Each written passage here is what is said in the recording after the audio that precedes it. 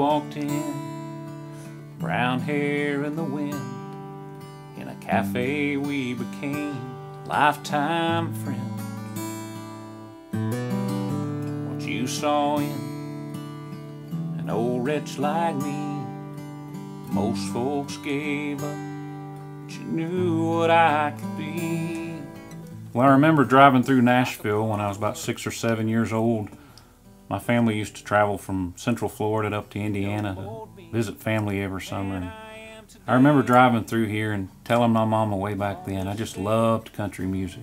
Grew up listening to country music. And I remember driving through Nashville and it just feeling like home.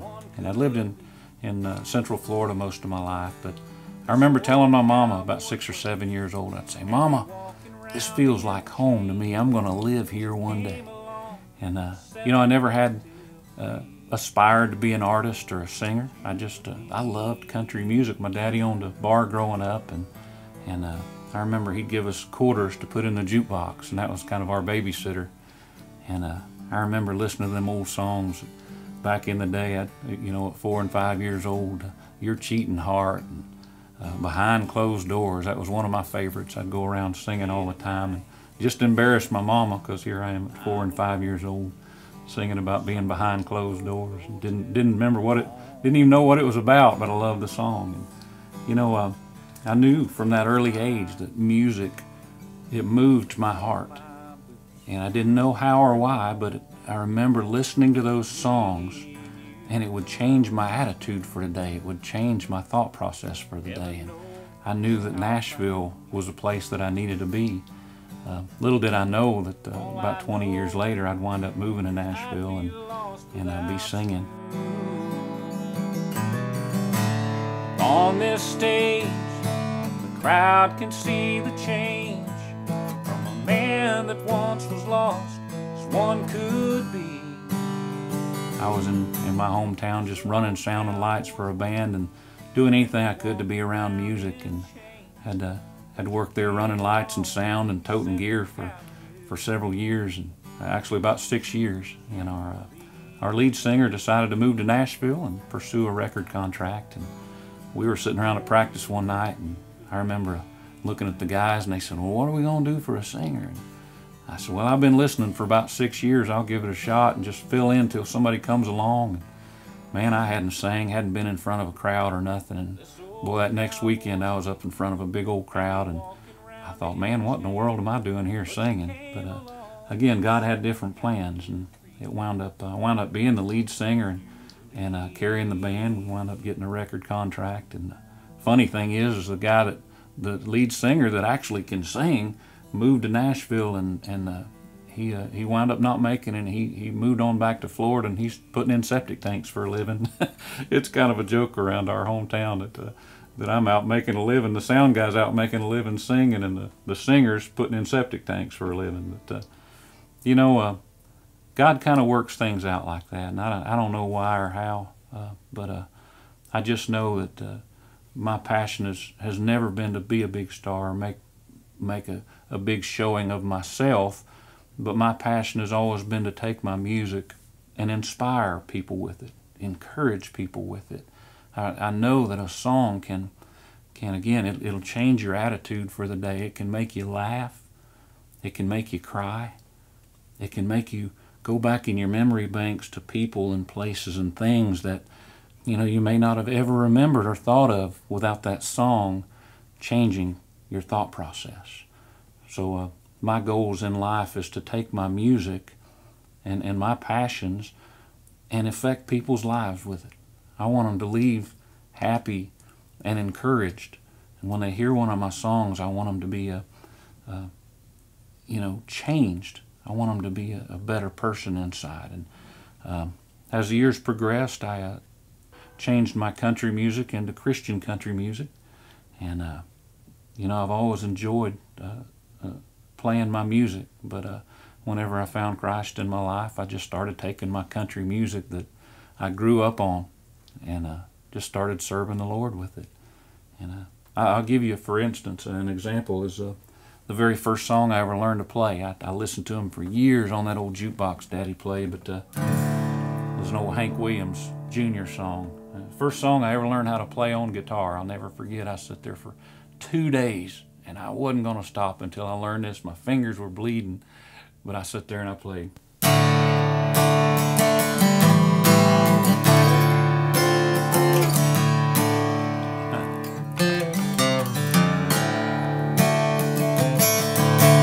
Preacher man says it's the end of time.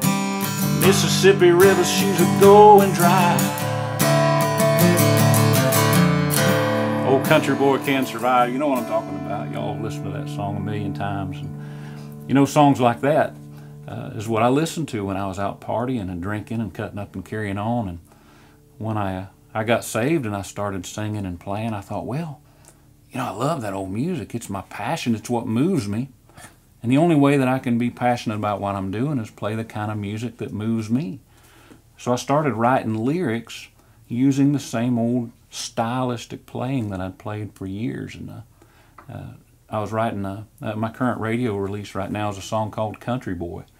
And when I was writing it, it's how this country boy was raised. It's kind of the theme of the song. And I look back at that old Hank Jr. song and I thought, that's how I was raised. And I wrote that song kind of thinking back about that song, and it kind of goes like this.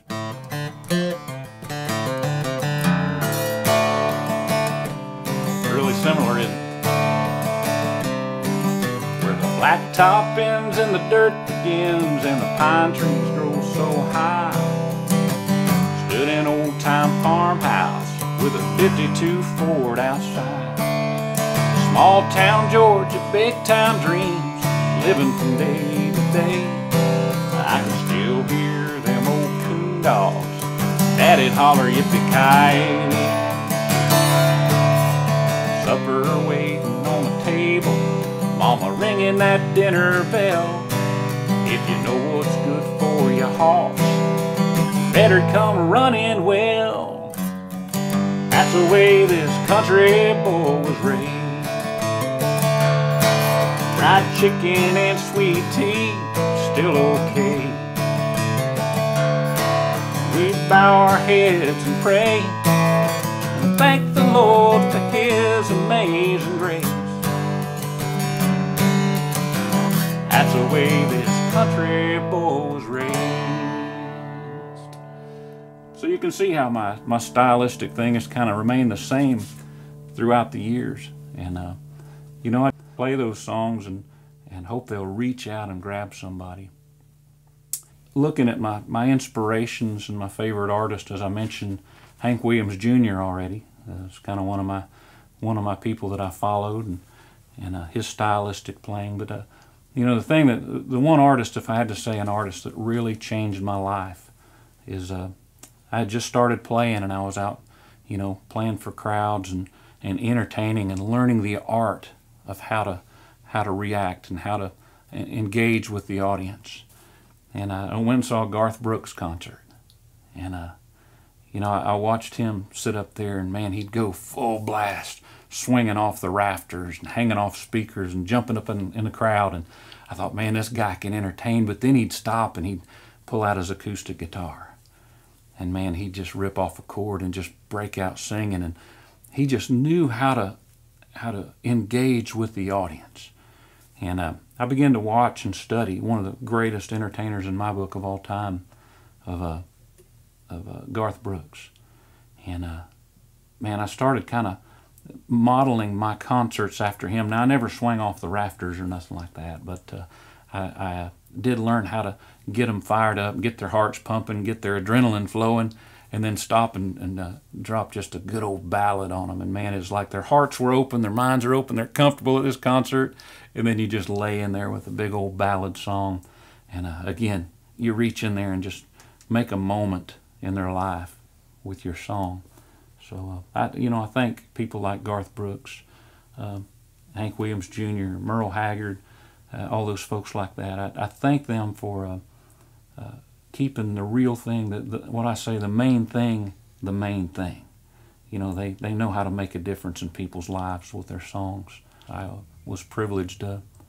One of my favorite places that I ever performed or was able to be on is the stage at the Ryman here in Nashville.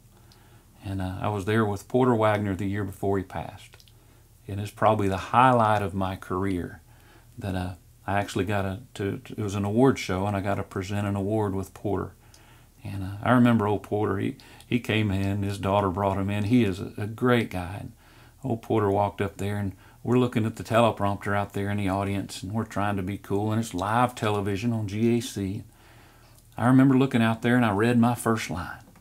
We want to welcome you guys to the award show, da-da-da-da-da. And I looked at Porter, and he looked at me, and he said, well, Tommy, I can't even see the television, let alone the words. And it was from there on, it was ad-libbing from this and that, and it was crazy. I was so nervous I couldn't hardly take it, but it's one of the things that stands out in my career. Is one of my favorite places.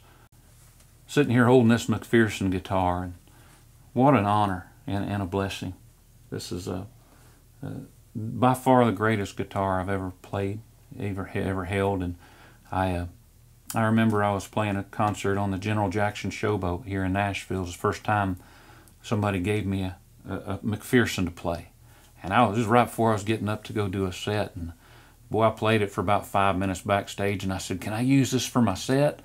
And I went up there and sang this song and played this guitar. And man, it was like, I don't know, it was the smoothest, sweetest playing guitar I'd ever held. And man, I go to guitar centers and shops all over the country, and always picking up guitars and playing them, but this thing was special. I played it, and it was like one of those songs. It made a difference in my life. I thought, man, this guitar is me.